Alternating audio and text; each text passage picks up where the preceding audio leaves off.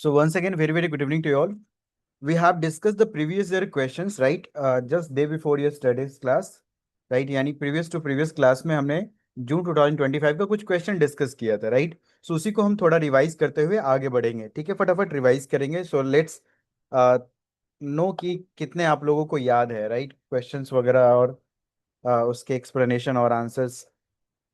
Identify the correct statement from the following. Revise कर रहे हैं ये सारे क्वेश्चंस, ठीक है? थोड़ा फटाफट जल्दी से आंसर देंगे कि क्या है right answer. Sir good evening sir. Very good evening. Sir actually मैं अभी न्यू ज्वाइन की हूँ और सर मुझ मेरा एक क्वेश्चन था। हाँ जी, बताइए. क्वेश्चंस तो पहले सर प्राइवेट में. अब ज़्यादा टाइम नहीं बचा है सर, बस 2 मंथ बचा है और मैं अभी अभी ज्वाइन की हूँ।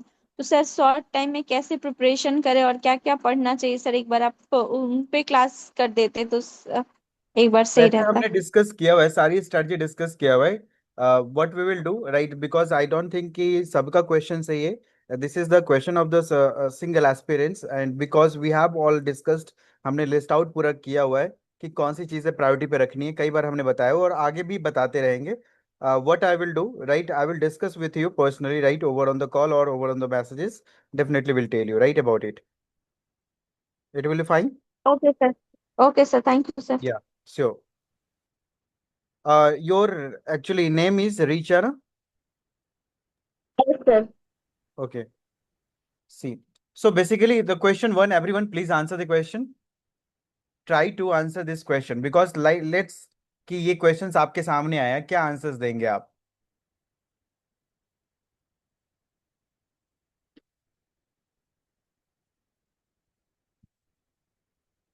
Everyone.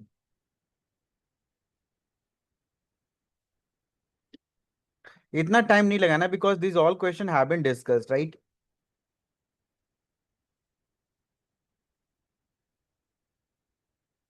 गलत. Mohammed Bilal, your answer is incorrect. और कोई आंसर्स? 2 C D E, ये भी गलत है.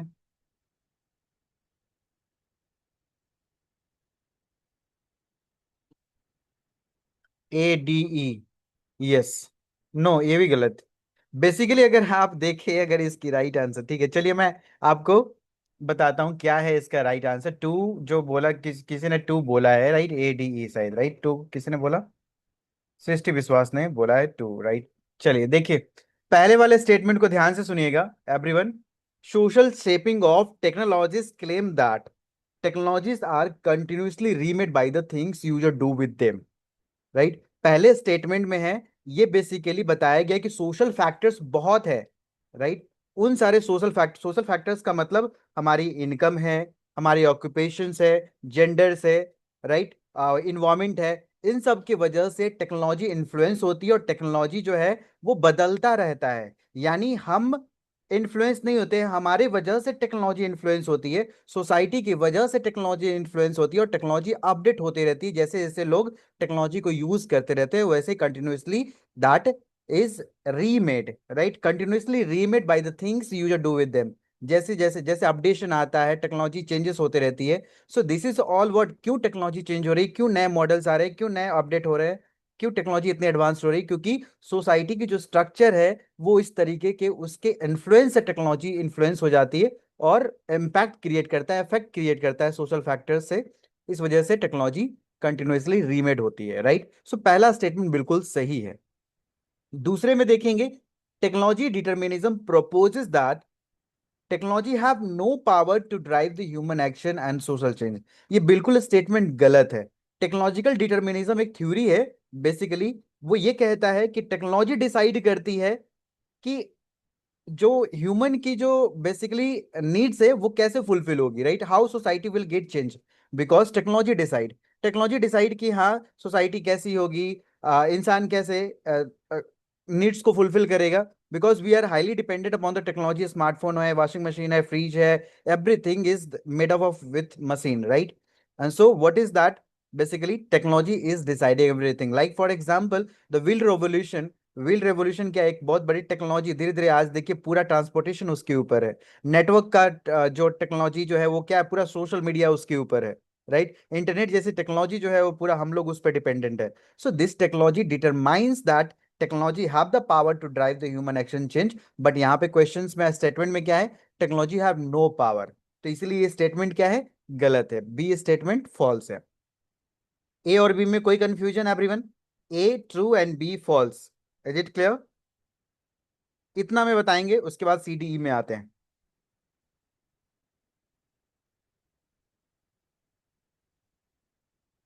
एवरीवन, ए और बी में कोई कंफ्यूजन? ए और बी स्टेटमेंट के एक्सप्लेनेशन में कोई कंफ्यूजन है? Is it all clear?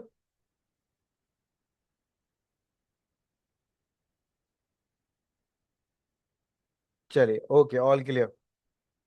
Now coming to here the statement C. Statement C को ध्यान से पढ़ेंगे, ठीक है? पूरा नजर आपका स्टेटमेंट सी के ऊपर होना चाहिए, उसके एक्सप्लेनेशन के ऊपर ध्यान से सुनेंगे। The limited effect approach suggest that media has direct and uniform influence on the audience. देखिए, जब हम लिमिटेड इफेक्ट अप्रोच की बात करते हैं तो मीडिया का डायरेक्ट एंड यूनिफॉर्म इन्फ्लुएंस हो ही नहीं सकता ऑडियंस के ऊपर, राइट?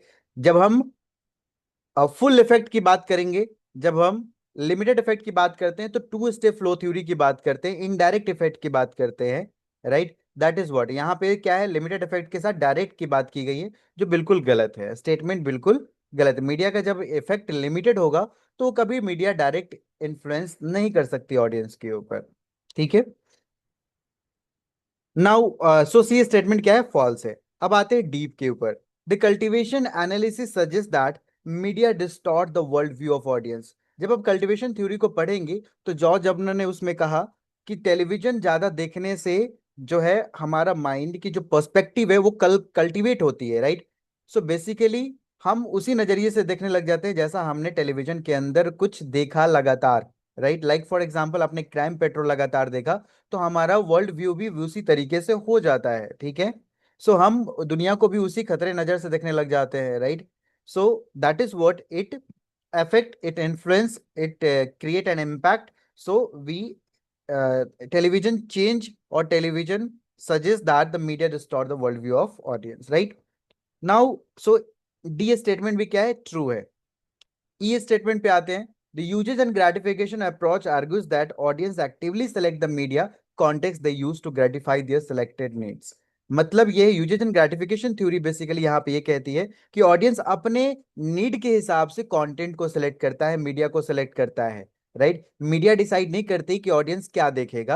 अब ऑडियंस डिसाइड करता है कि हमें कौन सा प्लेटफॉर्म पे देखना है, हमें कौन सा कंटेंट देखना है, हमारी डिजायर क्या है, हमारी नीड्स क्या है। अगर हमें कॉमेडी पसंद है तो हम कॉमेडी देखेंगे, हम अपने मूड के हिसाब से। अगर हमें हंसना है तो कॉमेडी देखेंगे, अगर सीरियस देखना है तो हमें थ्रिलर या सस्पेंस चीजें देखेंगे, हॉरर मूवीज देखेंगे। सो दैट इज जैसा नीड्स है वैसके हिसाब से हमारा अप्रोच भी रहता है, राइट? सो ई स्टेटमेंट बिल्कुल सही है, डी स्टेटमेंट बिल्कुल सही है, और अ, जो ए स्टेटमेंट है बिल्कुल सही है। So answer is A D E. It is clear? सभी को क्लियर है? If it is get clear to you then please say yes. Explanation समझ में आया हो तो प्लीज बताएंगे।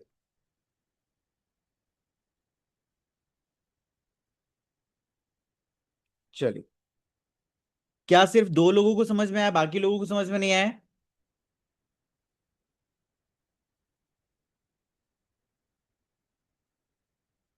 चलिए, देखिए ये सारे एक पहला नंबर क्वेश्चन, ये फर्स्ट क्वेश्चन था जून 2025 का। और क्वेश्चन किसके किसके ऊपर था? अगर आपको थ्योरीज पता थी, SST theory, social shaping of technologies theories पता थी, तो आप आंसर दे सकते थे। अगर आपको टेक्नोलॉजिकल डिटर्मिनिज्म के बारे में मालूम था तो आप आंसर दे सकते थे। आपको limited effect, media limited effect approach आपने अगर पढ़ा था तो आंसर दे सकते। Cultivation, analysis, use and gratification, ये सारे थ्योरेटिकल क्वेश्चन है, ठीक है? अगर आपने थ्योरी अच्छे से पढ़ी है तो बिल्कुल ये आंसर दे सकते हैं। तो क्वेश्चन डायरेक्ट नहीं आता, स्टेटमेंट दिया हुआ है और आपको बताना है कि सही स्टेटमेंट है या गलत स्टेटमेंट है। तो क्वेश्चन पूछने का स्टाइल्स को देखें, इस अप्रोच को देखें और उसी तरीके से प्रैक्टिस करें, ठीक है? नाउ नेक्स्ट क्वेश्चन नंबर 2 है, who is the author of the book the how prime minister decide. देखिए, बुक एंड ऑथर से हमेशा क्वेश्चन, एक क्वेश्चन तो होता ही है, ठीक है? एक क्वेश्चन तो होता ही है, ये आपको ध्यान में रखना पड़ेगा। How prime minister decide, yes, the correct answer is Neerja Chowdhury. Okay, very good. Neerja Chowdhury is the correct answer. Note में लिख लें, अपडेट कर लें। देखिए, जब प्राइम मिनिस्टर के पास वो पावर है कंट्रोल करने का, तो वो डिसीजंस कैसे लेते हैं ये सबको जानना के इच्छुक रहता है। और उसको अगर आपको जिज्ञासा है जानने का, तो आप नीरजा चौधरी की किताब हाउ प्राइम मिनिस्टर डिसाइड पढ़ सकते हैं, जिसमें बहुत सारे प्राइम मिनिस्टर्स के इंटरव्यूज ली गई है और उसके बेसिस पे बेसिकली ये पूरा बुक लिखा गया है। ठीक है, सो ये सारी चीजें आप ध्यान में रखेंगे, it is very very important, right. चलिए आगे बढ़ते हैं। अच्छा, आगे बढ़ने से पहले जितने जो ये अदर ऑप्शन है, चाहे संजय बारू हैं, विक्रम सेठ है, तलविंद सिंह हैं, ये सारे भी ऑथर्स हैं, इनकी भी किताबें हैं। ऐसा नहीं कि हमें जो क्वेश्चन पूछा गया उसी को हमें फोकस करना है, बाकी ऑप्शंस को हमें ध्यान ही नहीं देना है। कोशिश करेंगे हम कि ऑप्शंस को भी कवर करें। लाइक फॉर संजय बारू की किताब जो है succession of the successful, the flight out of the new India, the accidental prime ministers, जो जिसके ऊपर मूवी बनी थी, how PV Narasimha Rao made history, India's power elite, बहुत सारे क्वेश्चन बुक्स है संजय बारू के, तो उनकी भी किताबें आप बेसिकली लिख लेंगे, नोट बना लेंगे। ठीक है, विक्रम सेठ है, विक्रम सेठ की बहुत पॉपुलर जो बुक है वो सुटेबल बॉय विक्रम सेठ। ठीक है, अनइक्वल म्यूजिक है, द गोल्डन गेट है, टू लाइफ्स है, बहुत सारे ऐसी किताबें हैं जो विक्रम सेठ ने भी पॉपुलर किताबें लिखी है। तलविंद सिंह का आप आजकल बुक फेयर में आप देखेंगे तलविंद सिंह का किताबें बहुत मिलता है। दरबार, कश्मीर, अ tragedy of errors, India's broken trust, बहुत सारे बुक हैं तलविंद सिंह का भी। सो आपको बुक एंड ऑथर से तो लिस्ट बनानी है और अच्छे से उसको लर्न करना है। कहीं से भी book and theory, book and author से कोई बाउंड्री नहीं है कि आपको क्वेश्चंस इसी बुक से पूछा जाएगा, इसी बुक का ऑथर आएगा। आप जितना पढ़ सकते हैं, जितना चीजें आप ऑथर्स के बारे में, जर्नलिस्ट की जितनी किताबें हैं वो सारे पढ़ सकते हैं, वो आप पढ़िए। ठीक है, चलिए next. Which of the following Indian film directors is credited with the directing the film The Lunchbox in 2013, which was premiered at Cannes Film Festival? Everyone, lunch box के डायरेक्टर, सिंपल। अगर देखिए इतनी लंबी क्वेश्चन करने की जरूरत नहीं है, अगर लंच बॉक्स फिल्म की डायरेक्टर पता है तो डायरेक्ट यू कैन आंसर। ठीक है, yes. So right answer of the question is, everyone please answer the question. Yes, so Ritesh Batra, right? India's film director Ritesh Batra is credited with directing the film Lunchbox in 2013। बहुत अच्छी picture है, आप सभी को देखना चाहिए। चलिए बाकी के जो ऑप्शंस हैं, अनुराग कश्यप, दिवाकर बनर्जी, विक्रमादित्य मोटवानी। सो विक्रमादित्य मोटवानी की जो पिक्चर आई थी उड़ान, लुटेरा, ट्रैप्ड, ये सारी जो है बेसिकली विक्रमादित्य मोटवानी की है। अगर दिवाकर बनर्जी की बात करें तो खोसला का घोसला मूवी था, ओए लक्की लक्की ओए मूवी थी, राइट। अनुराग कश्यप की मूवी जो है गैंग्स ऑफ वासेपुर है, अगली है, बहुत सारे ऐसे पिक्चर्स है जो जितनी टॉप मूवीज है, दो दो मूवीज भी अगर आपको थोड़ा सा याद है, लर्न थोड़ा रिजेम्बलेंस है, तो definitely you can answer any of the questions, because match the following से भी आ जाता है क्वेश्चंस। हो सकता है एक लिस्ट में आपके लिस्ट ऑफ डायरेक्टर्स हो, दूसरे लिस्ट में आपके जो है लिस्ट ऑफ मूवीज हो, तो आपको मैच करना हो किस डायरेक्टर की कौन सी मूवीज है। नेक्स्ट क्वेश्चन नंबर 4 पे आते हैं। The study of body movements in the communication is known as, everyone. आपने अभी चार क्वेश्चन देखे, चारों क्वेश्चन अलग अलग कैटेगरी से है। ठीक है, बुक्स एंड ऑथर से भी था, थ्योरी से भी था, कम्युनिकेशन से भी है, और आपके मूवी से भी था, राइट। सो चारों अलग अलग डायनेमिक से क्वेश्चंस पूछे गए हैं। देखिए, आप लोगों की तैयारी के चलते ही हमने स्पीड बढ़ा दी। अल्टरनेटिव क्लासेस थी आपकी, ठीक है, एमडब्ल्यूएफ में, मंडे वेंसडे फ्राइडे, जिसके कारण से मैंने देखा कि क्लास एग्जाम नजदीक है, हमें भी चिंता होती है एस्पिरेंट्स की। ठीक है, मुझे लगता है कि कितने ज़्यादा एस्पिरेंट्स क्वालिफाई करें हमारे इंस्टीट्यूट से, तो बेसिकली हमने क्या कर दिया, इसको क्लास को डेली कर दी, जो अल्टरनेटिव थी उसको डेली में कन्वर्ट कर दिया। तो आप लोग बेनिफिट्स उठाइए लाइव क्लासेस की, कभी मिस मत कीजिए। ठीक है, because I don't pass the time in the live classes, right. I try to revise the questions with you all. The study of body movements in the communication is kinesis. ठीक है, तो questions पूछे जाते हैं। अच्छा, मैं अगर पूछूं कि टच कम्युनिकेशन किससे है, एवरीवन, किस, यहाँ पे which one of the following is related with the touch communication? So what will be the option? Yes, haptics जो है वो टच है, काइनेसिस जो है वो बॉडी मूवमेंट्स है। तो इस तरीके से आप ध्यान रखेंगे, जितने भी type of non verbal communication है, this all are important, you have to focus, right. चलिए, अच्छा, condensing a story by summarizing to its core message is known as, everyone. देखिए मैं रिवाइज करा रहा हूँ, ये सारे क्वेश्चंस हमने डिस्कस किए हुए हैं। ठीक है, अब ये सेकंड टाइम कर रहा हूँ, थर्ड टाइम डिस्कस नहीं करेंगे। ठीक है, बाकी आप रिकॉर्डेड क्लासेस देखेंगे।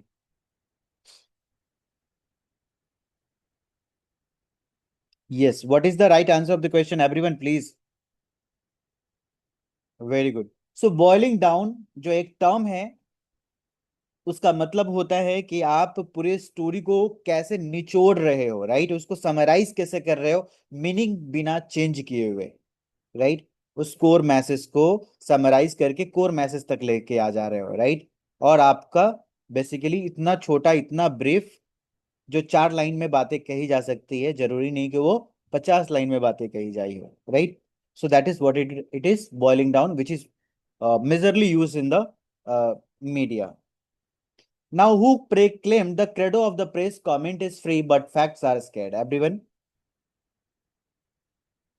देखिए कमेंट तो फ्री है, कहीं भी घुसकर हम कमेंट कर लें, चाहे ट्वीट कर लें, इंस्टाग्राम पे, फेसबुक पे, सोशल मीडिया पे, कहीं भी कमेंट कर लें, या किसी को बोल दे कमेंट कर लें, फिजिकली बोल दे। But when it is about the facts, ये fact should be verified, fact should be checked, और then fact should be presented. अगर आप फैक्ट के साथ बोलते हैं, कमेंट करते हैं, then it is more with the things, right. Presentation ऐसे नहीं होती। अगर प्रेस में, जर्नलिज्म में आपको टिके रहना है, तो you have to be with the facts, right. Comment तो, ओपिनियन तो सब कोई देते हैं। So that is what this was focused by the CPS Scott. And CPS Scott जो थे, वो बेसिकली ब्रिटिश जर्नलिस्ट भी थे और पॉलिटिशियन भी थे, CPS Scott, right. And who was the editor of the Manchester Guardian also, okay. चलिए, so right answer is CP Scott. Now अगर हम थोड़ा सा आपको ले चलूं डब्ल्यू टी स्टीड के बारे में, यानी विलियम स्टीड के बारे में, तो ये भी इन्वेस्टिगेटिव जर्नलिस्ट थे। और बेसिकली ये जब टाइटेनिक सिंक हुआ था, उस टाइम पे ये इन्वेस्टिगेटिव जर्नलिस्ट थे। और ये बेसिकली फर्स्ट क्लास पैसेंजर बनकर गए थे टाइटेनिक में, but somehow the tragedy occurred. William Hazlitt, ये भी विलियम हैजलिट को अगर बारे में देखें, तो ये लिटरेचर के एरियाज में ज़्यादा हैं। इन्होंने बहुत सारे रोमांटिक पीरियड के प्रोज जो है इन्होंने दिए हैं, लिटरेचर फील्ड में ज़्यादा इनका काम है। और जॉन कैम्पबेल एक न्यूजीलैंड के जर्नलिस्ट है। तो आपको कंफ्यूज करने के लिए तरह तरह के ऑप्शंस दिए जाते हैं, बट आपको कंफ्यूज नहीं होना है, जिसपे CP Scott is the right answer. Now arrange the following magazine in a chronological order according to their launching year, beginning from the first. Everyone, these are the magazines. ये सारे क्या है? Magazines है, और आपको सीक्वेंस में arrange करना है। Illustrated Weekly of India, India today, outlook, Filmfare, frontline. Everyone, देखिए फर्स्ट पता है, लास्ट पता है, तो इससे भी आप एलिमिनेशन टेक्निक्स को यूज करके आंसर कर सकते हैं। जरूरी नहीं कि सभी मैगजीन्स की आपकी ईयर याद हो, ठीक है।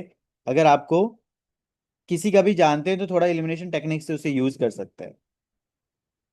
देखेंगे आप लास्ट में ECDA, आप ऑप्शन को ध्यान से देखिए, आखिरी में क्या है?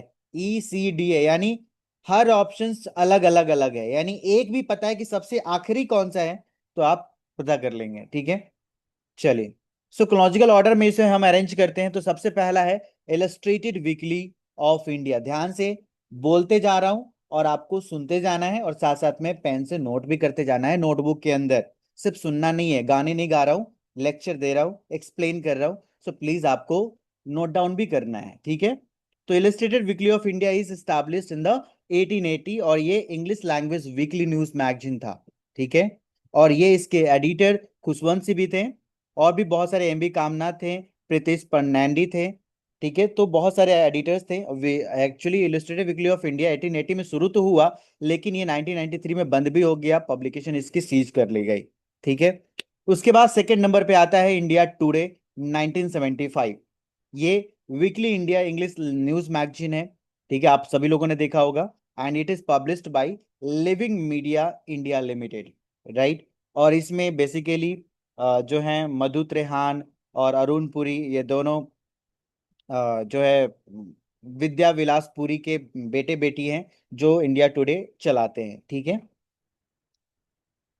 आउटलुक 1995, आउटलुक 1995, ठीक है। और ये it was basically first issued in the 1995।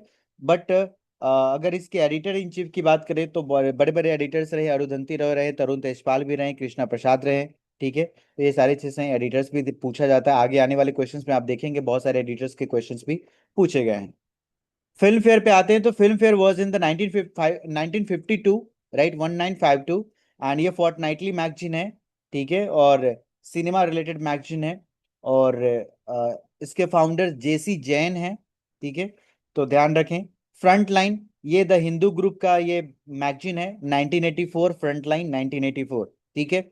I repeated with the years all, सबका रिपीट मैं कर रहा हूँ। Illustrated Weekly of India 1880, India today 1975, outlook 1995, film fair 1952, front line 1984। अगर इसके अकॉर्डिंग अगर आप इसको अरेंज करते हैं, so you will get it what, that is first A, Illustrated Weekly of India, then Filmfare, then India Today, then Frontline, and then outlook.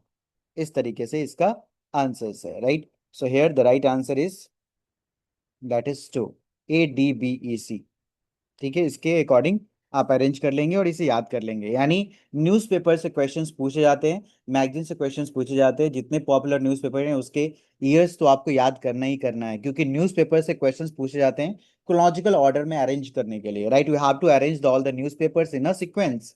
तो कैसे याद करेंगे उसको, आप डेली रिवाइज करके ही याद हो पाएगा, ठीक है।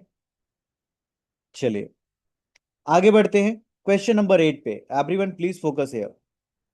Which article of the Indian Constitution allows permits freedom of the speech in the parliament where no member shall be liable for any legal proceedings? Everyone. क्या है right answer? Yes, many of you have answered also, good. So right answer जो है that is, yes, article 105, right, the is the correct answer.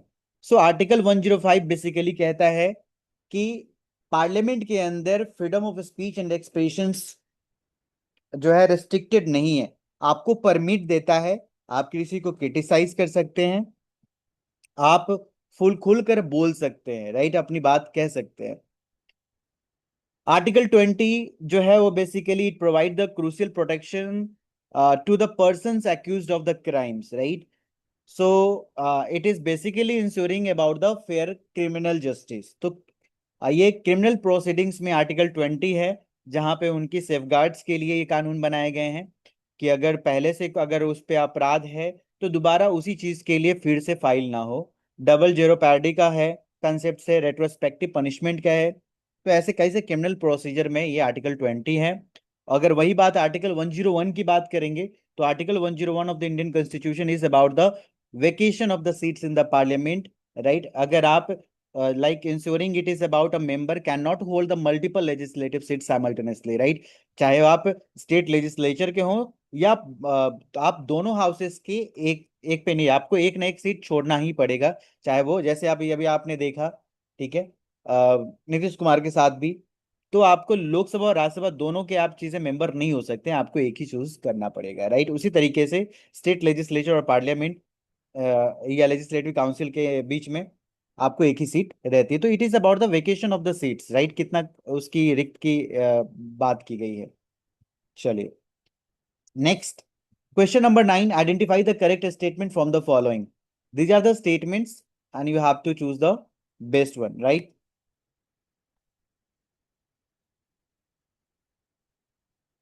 Correct कौन सा internet medium के बारे में, everyone?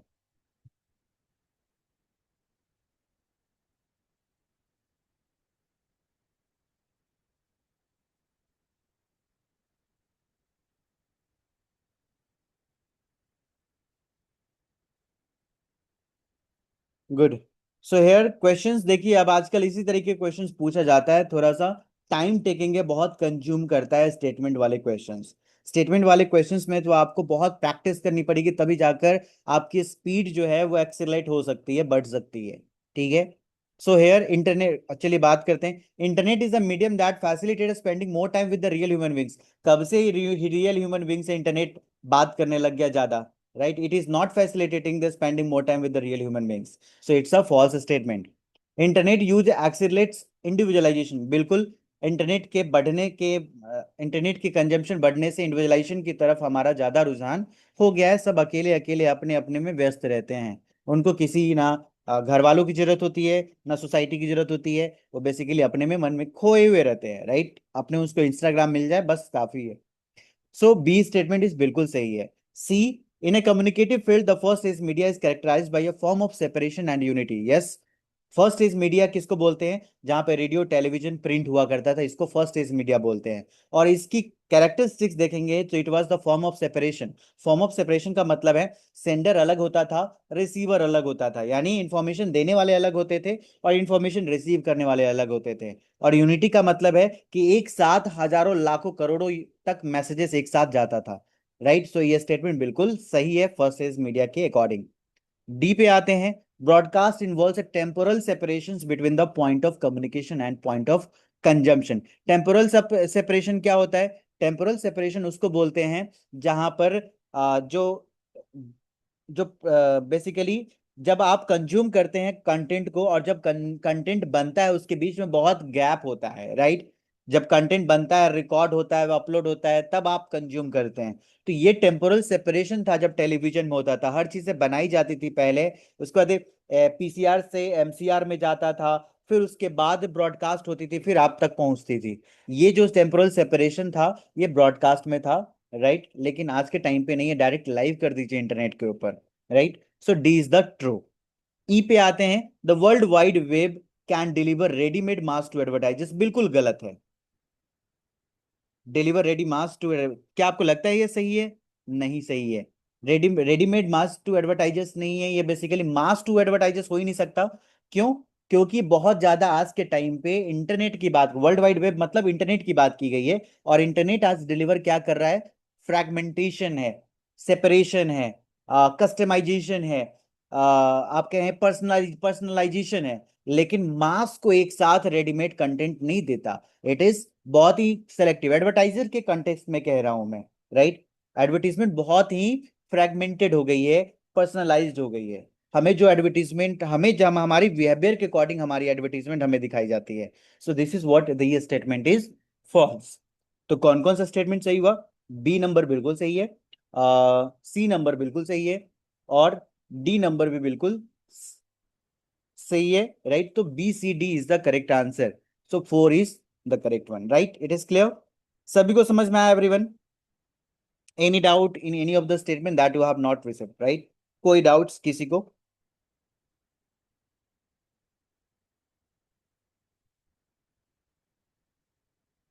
चलिए, गुड।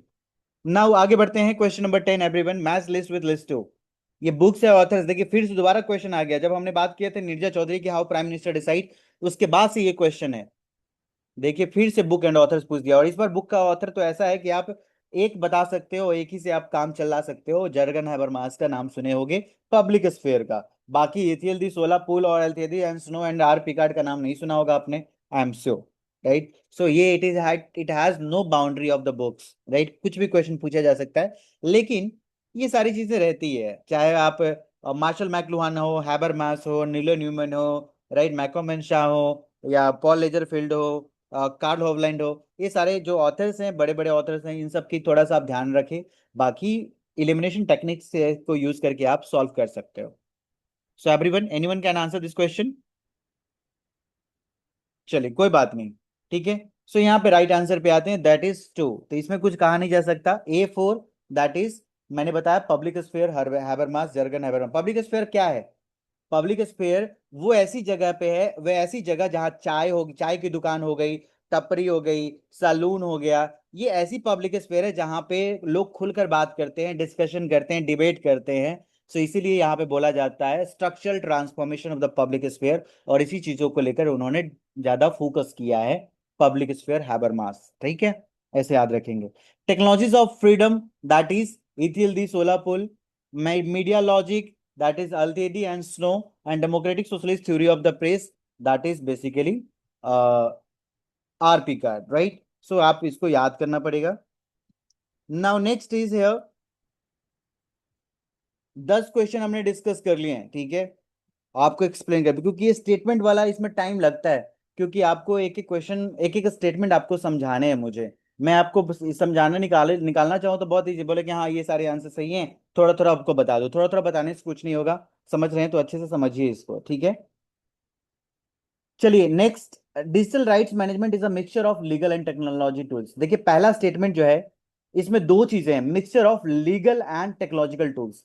यानी इंटरनेट के ऊपर, चाहे वो यूट्यूब हो, चाहे वो ट्विटर हो, कोई भी प्लेटफॉर्म आप सोचिए, कोई भी प्लेटफॉर्म, उस दो उस प्लेटफॉर्म में दो चीजें जरूरी होती, जो जरूर होती है, एक लीगल और टेक्नोलॉजिकल टूल्स। चलिए मैं आपको एग्जांपल्स के थ्रू बताता हूँ। यूट्यूब का एग्जांपल लीजिए। यूट्यूब एक टेक्नोलॉजिकल टूल्स है जहां पे हम कंटेंट अपलोड करते हैं, जहां पे फीचर्स बहुत सारे हैं, लाइव का, सबटाइटल डालने का, डिस्क्रिप्शन डालने का, अपलोड करने का, ये सारी चीजें हैं, टेक्नोलॉजिकल टूल्स तो है ही। लेकिन लीगल चीजें भी है वहां पे। क्यों? क्योंकि वहां पे कम्युनिटी गाइडलाइंस भी फॉलो करना है, कॉपीराइट भी देखना है, राइट? किसी का आप दूसरा कंटेंट आप नहीं डाल सकते, एट्रीब्यूट्स